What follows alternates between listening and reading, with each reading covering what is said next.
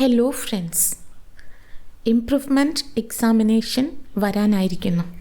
English newspaper, ചെറിയ ചെറിയ novels ഒക്കെ വായിച്ച് നിങ്ങളുടെ ഇംഗ്ലീഷ് ലാംഗ്വേജ് ഇംപ്രൂവ് ചെയ്യണം എന്ന് കഴിഞ്ഞ വീഡിയോയിൽ പറഞ്ഞിരുന്നു.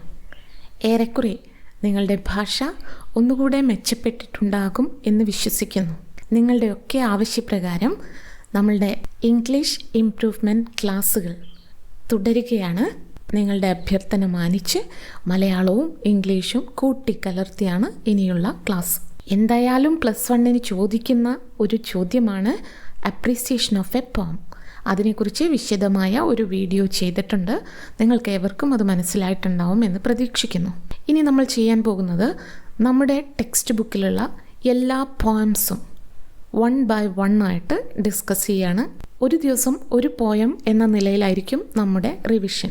നമ്മുടെ കോഴ്സ് ബുക്കിലുള്ള ഓരോ പോയത്തിനെയും എങ്ങനെ അനലൈസ് ചെയ്യാമെന്നും അതിനെക്കുറിച്ചുള്ള അപ്രീസിയേഷൻ എങ്ങനെ തയ്യാറാക്കാമെന്നുമുള്ള രീതിയിലായിരിക്കും നമ്മൾ പോയം അനാലിസിസ് നടത്തുന്നത്. So my dear friends, today we are going to discuss the poem If by Rudyard Kipling. First of all, let's see something about the poet. Rudyard Kipling is an English short story writer, poet and novelist. He is chiefly remembered for his tales and poems of British soldiers in India and his tales for children. Rudyard Kipling, English short story writer, poet and novelist ആണ്. അദ്ദേഹം ഏറ്റവും അധികം ഓർക്കപ്പെടുന്നത് ഇന്ത്യയിലെ British പട്ടാളക്കാരുടെ ജീവിതവുമായി ബന്ധപ്പെട്ട കഥകൾക്കും കവിതകൾക്കുമാണ്. അതുപോലെ തന്നെ കുട്ടികൾക്ക് വേണ്ടി അദ്ദേഹം എഴുതിയ കഥകളും വളരെ പ്രശസ്തമാണ്. If is his most famous poem, it was accepted nationwide and became a popular anthem. ഈ പോയത്തെ രാജ്യം മുഴുവൻ സ്വീകരിക്കുകയും പിന്നീട് അതൊരു പോപ്പുലർ ആന്തമായി മാറുകയും ചെയ്തു. Now the theme of the poem. The poem If lays down a set of rules for life and a set of values for good living. If എന്ന പോയത്തിലെ ജീവിതത്തിൽ പാലിക്കപ്പെടേണ്ടതായ കുറേ നിയമങ്ങളെക്കുറിച്ചും നല്ല സന്തോഷകരമായ ഒരു ജീവിതത്തിന് വേണ്ടി നമ്മൾ പാലിക്കേണ്ട മൂല്യങ്ങളെക്കുറിച്ചുമാണ് ഈ കവിതയിൽ പ്രതിപാദിച്ചിരിക്കുന്നത്. It's in the form of an advice given by a loving father to his son. സ്നേഹസമ്പന്നനായ ഒരച്ഛൻ തൻ്റെ മകന് കൊടുക്കുന്ന ഉപദേശങ്ങളുടെ രൂപത്തിലാണ് ഈ കവിത. Each line is full of meaningful tips of values a gentleman should cultivate. നല്ലൊരു വ്യക്തി ജീവിതത്തിൽ പാലിക്കേണ്ട, ആർജിച്ചെടുക്കേണ്ട സവിശേഷതകളെക്കുറിച്ചാണ് വളരെ അർത്ഥവത്തായ രീതിയിൽ ഈ കവിതയിൽ സൂചിപ്പിച്ചിരിക്കുന്നത്. A parent who is very concerned about his child gives him many conditions for becoming a perfect gentleman in this world. കുട്ടിയോട് വളരെയധികം സ്നേഹവും കരുതലുമുള്ള ഒരച്ഛൻ ആ കുട്ടി ഏറ്റവും മികച്ച ഒരു വ്യക്തിയാവാൻ വേണ്ടിയിട്ട് ജീവിതത്തിൽ ആർജിച്ചെടുക്കേണ്ട ക്വാളിറ്റീസിനെ കുറിച്ചാണ് ഈ കവിതയിൽ പറഞ്ഞിരിക്കുന്നത്. All conditions are examples taken from everyday life. നമ്മുടെ നിത്യജീവിതത്തിലുള്ള പല സാഹചര്യങ്ങളെയും ബേസ് ചെയ്തുകൊണ്ടാണ് ഈ ഉപദേശങ്ങളെല്ലാം തന്നെ അദ്ദേഹം കൊടുത്തിരിക്കുന്നത്. A father's love to his son and his concern to make him a man of quality prompted him to write this poem. By following these the society can have nice citizens. മകനെ ഏറ്റവും നല്ല വ്യക്തിയാക്കി വളർത്തിയെടുക്കാനുള്ള ഒരച്ഛൻ്റെ ആഗ്രഹമാണ് ഇത്തരത്തിലുള്ള ഒരു കവിത എഴുതാനായി കവിയെ നിർബന്ധിച്ചത്. മാത്രമല്ല, ഈ കവിതയിൽ പറഞ്ഞിരിക്കുന്ന റൂൾസ് ആൻഡ് വാല്യൂസ് ഏത് വ്യക്തിയുടെ ജീവിതവും മികച്ചതാക്കി മാറ്റാൻ കഴിയും. The relevant pieces of advice, ഒരുപാട് ഉപദേശങ്ങളുണ്ട് അതിൽ ഏറ്റവും റെലവൻ്റ് ആയിട്ടുള്ള കുറച്ച് അഡ്വൈസാണ് ഇവിടെ തന്നിരിക്കുന്നത്. Rudyard Kipling stresses the fact that a true man must be known by his humility and modesty. കവി വളരെ ഉറപ്പിച്ചു പറയുന്ന ഒരു കാര്യം, തൻ്റെ വിനയത്തിലൂടെയും എളിമയിലൂടെയുമാണ് ഒരു വ്യക്തി അറിയപ്പെടേണ്ടത്. Too much wealth or fame or heroism will not make a man great. പണം, പ്രശസ്തി, ഹീറോയിസം ഇതെല്ലാം ഒരുപാട് നേടി എന്ന് വിചാരിച്ച് ഒരു വ്യക്തി മഹാനാവുന്നില്ല. A gentleman must have a balanced character. മാന്യനായ ഒരു വ്യക്തിക്ക് വേണ്ടത് ബാലൻസ്ഡ് ആയിട്ടുള്ള ഒരു ക്യാരക്ടറാണ്. He should believe in himself. ഒരാൾ ഏറ്റവും അധികം വിശ്വസിക്കേണ്ടത് അവനവനെ തന്നെയാണ്. അവനവൻ്റെ കഴിവുകളിലാണ് നമുക്ക് വിശ്വാസം വേണ്ടത്. He should have the virtue of patience. നല്ല ക്ഷമ വേണം. He must dream but not be a dreamer. സ്വപ്നങ്ങൾ വേണം. സ്വപ്നങ്ങൾ എപ്പോഴും നമ്മളെ നല്ലതിലേക്ക് നയിക്കണം. അല്ലാതെ നാം ഒരിക്കലും സ്വപ്നങ്ങളുടെ അടിമയാകാൻ പാടില്ല. He must think and act well and must face success and failure in the same manner. ശരിക്കും ആലോചിച്ച് പ്രവർത്തിക്കുകയും വിജയമായാലും പരാജയമായാലും ഒരുപോലെ അതിനെ നേരിടാൻ കഴിയുകയും ചെയ്യണം. He must be a friend, guide and philosopher to others. He must make use of each second and contribute much to make this world a peaceful heaven. ഒരു നല്ല വ്യക്തി നല്ലൊരു സുഹൃത്തായിരിക്കണം, വഴികാട്ടിയായിരിക്കണം, ഫിലോസഫർ ആയിരിക്കണം. സമയം വളരെ അമൂല്യമാണ്. തനിക്ക് ലഭിക്കുന്ന ഓരോ സെക്കൻഡിനെയും വിലമതിക്കുന്നവനാണ് ഒരു നല്ല വ്യക്തി. ഒപ്പം he should contribute much to make this world a peaceful heaven. സ്വന്തം ജീവിതം വിജയകരമാക്കുന്നതോടൊപ്പം ലോകത്തിന് നന്മ ചെയ്യുകയും വേണം. സോ ഫ്രണ്ട്സ്, നമ്മളിപ്പോൾ കവിയെക്കുറിച്ച്, കവിതയുടെ തീം, കവിതയുടെ സമ്മറി, ഇത്രയും കാര്യങ്ങൾ പഠിച്ചു കഴിഞ്ഞു. ഒരു കവിതയുടെ അപ്രീസിയേഷൻ എഴുതുമ്പോൾ നമ്മൾ ആദ്യം എഴുതേണ്ടത് about the poet, about the poem, the theme in detail. അതാണ് നമ്മളിപ്പോൾ ചെയ്തു കഴിഞ്ഞത്. ഇനി എന്താണ് അടുത്ത point? About the poetic devices. The poem is a monologue divided into 4 stanzas. Dialogue കേട്ടിട്ടുണ്ടല്ലോ. എന്താ ഡയലോഗ് എന്ന് പറഞ്ഞാൽ? രണ്ടുപേര് അങ്ങോട്ടും ഇങ്ങോട്ടും സംസാരിക്കുന്നതിനാണ് നമ്മൾ ഡയലോഗ് എന്ന് പറയുന്നത്. അപ്പോൾ മോണോലോഗ് എന്തായിരിക്കും? ഒരാളുടെ സംസാരത്തിനാണ് മോണോലോഗ് എന്ന് പറയുന്നത്. ഇതിലൊന്നും ആ പറയുന്നതിനുള്ള മറുപടി നമ്മൾ കാണുന്നില്ല. പക്ഷേ കവിത വായിക്കുമ്പോഴറിയാം ഇത് ആരോടോ പറയുന്നതാണ് എന്നത്. ഇതിനെയാണ് മോണോലോഗ് എന്ന് പറയുന്നത്. അപ്പോൾ നമ്മൾ ആ പോയത്തിൻ്റെ ഒരു സ്ട്രക്ചറിനെ കുറിച്ചാണ് പറയുന്നത്. ഇനി ഈ പോയത്തിൻ്റെ mood of the poem or the tone of the poem എന്താണ്? The poem is a didactic poem which teaches along with appreciation.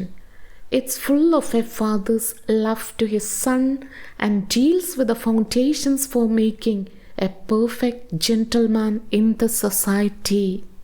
നോക്കിയേ, ഈ കവിത മോറലിസ്റ്റിക് ആണ്.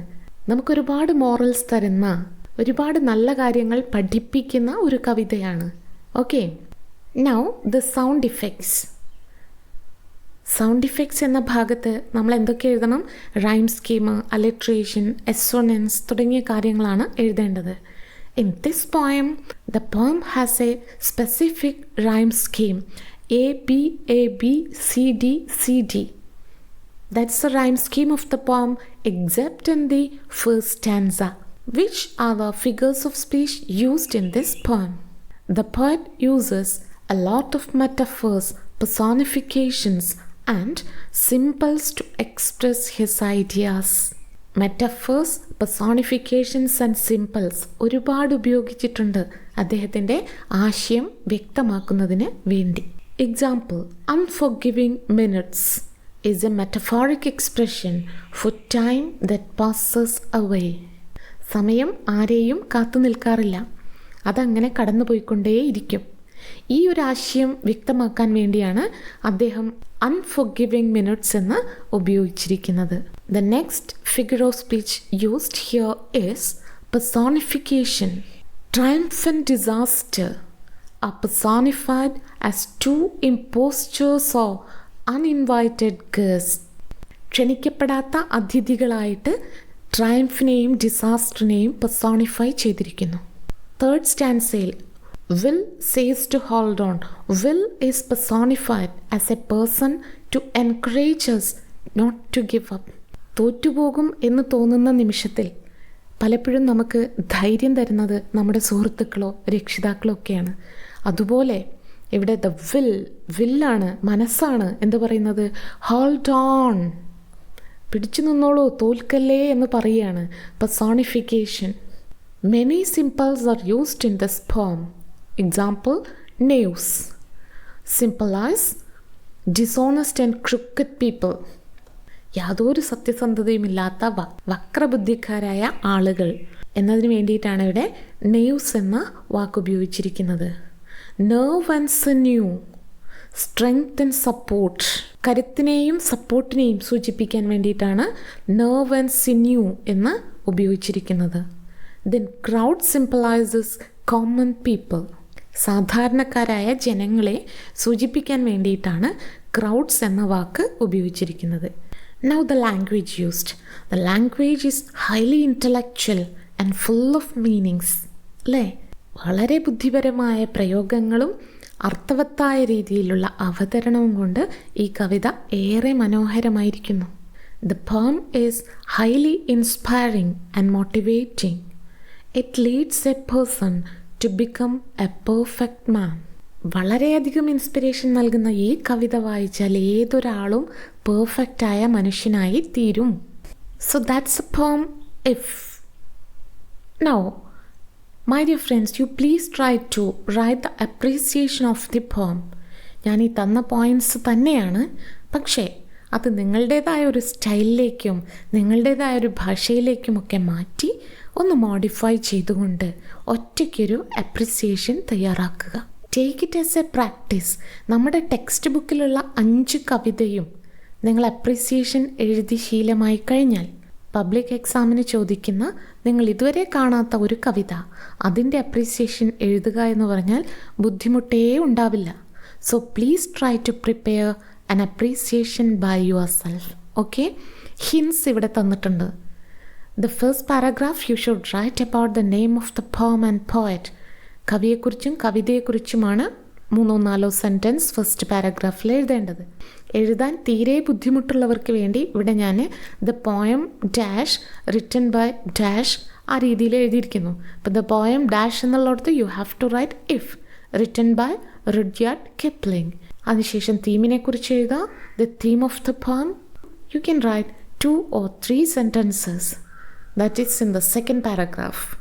Now the third paragraph, meaning of the poem or summary of the poem. That you have to write at least, try to write 5 to 8 sentences. 5 മുതൽ 8 വരെ സെൻറ്റൻസുകളെങ്കിലും third പാരഗ്രാഫിൽ എഴുതാൻ ശ്രദ്ധിക്കുക.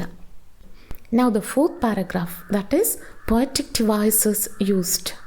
Poetic devices എന്ന് പറയുമ്പോൾ sound effects, figures of speech, mood or tone of the പോം, language used, ഇതൊക്കെയാണ്. Now the sixth paragraph you have to write about the effectiveness or the relevance of the theme. You can write like the poem is very relevant because of the theme. Okay. The sixth paragraph, that is about the message of the poem. What message the poet intends to convey. Write at least 1 sentence, okay? Now the 7th paragraph or the last paragraph, in that paragraph, write your opinion about the poem. What you feel. ആ poem നിങ്ങൾക്ക് വായിച്ചപ്പോൾ മനസ്സിലായോ, ആസ്വദിക്കാൻ പറ്റിയോ, ഇഷ്ടമായോ, ഇത് മറ്റൊരാൾക്ക് നിങ്ങൾ റെക്കമെൻഡ് ചെയ്യുന്നു, ഇത്തരം കാര്യങ്ങളെക്കുറിച്ചാണ് കൺക്ലൂഡിങ് പാരഗ്രാഫിൽ നമ്മൾ എഴുതേണ്ടത്. ഒരു 4 സെൻറ്റൻസ് അതിലും എഴുതുക. That's all. ഇങ്ങനെയാണ് ഒരു അപ്രീസിയേഷൻ തയ്യാറാക്കേണ്ടത്. ഓക്കെ. ഫസ്റ്റ് ലെസനെ ബേസ് ചെയ്തുകൊണ്ട് സാധാരണ ചോദിക്കുന്ന ഒരു ചോദ്യമാണ് prepare an article on an ideal person to be published in a magazine. ഒരു മാഗസിനിൽ പബ്ലിഷ് ചെയ്യാനായിട്ട് ആൻ ഐഡിയൽ പേഴ്സൺ എന്ന ടോപ്പിക്കിനെ കുറിച്ച് ഒരു ആർട്ടിക്കിൾ തയ്യാറാക്കുക. തന്നിരിക്കുന്ന ഈ പാരഗ്രാഫ് വായിച്ചു നോക്കുക. ഒരു ഐഡിയൽ പേഴ്സൺ എങ്ങനെയായിരിക്കണം, ഏതെല്ലാം ക്വാളിറ്റീസ് ഉള്ള ആളാണ് ഐഡിയൽ പേഴ്സൺ തുടങ്ങിയ കാര്യങ്ങളാണ് ഈ ഉത്തരത്തിൽ സൂചിപ്പിച്ചിരിക്കുന്നത്. ശ്രദ്ധിച്ചു വായിക്കുക, നോട്ട് എഴുതിയെടുക്കുക. ഓക്കെ, ഇങ്ങനെ എടുത്താൽ നിങ്ങൾക്ക് ഇംപ്രൂവ്മെൻ്റ് എക്സാമിനേഷന് ഉപകാരമാവും എന്ന് പ്രതീക്ഷിക്കുന്നു. ക്ലാസ്സിനെ കുറിച്ചുള്ള നിങ്ങളുടെ അഭിപ്രായങ്ങൾ കമൻറ്റ് ബോക്സിൽ ഇടുക. അതിനനുസരിച്ചുള്ള മാറ്റങ്ങൾ വരുത്തിക്കൊണ്ടായിരിക്കും മറ്റുള്ള ക്ലാസ്സുകൾ. നിങ്ങൾ ഇതുവരെയും ഈ ചാനൽ സബ്സ്ക്രൈബ് ചെയ്തിട്ടില്ല എങ്കിൽ പ്ലീസ് സബ്സ്ക്രൈബ്. ഓക്കെ, നാളെ നമുക്ക് കാണാം ഡെത്ത് ദ ലെവലർ എന്ന പോയവുമായി. Till then, by.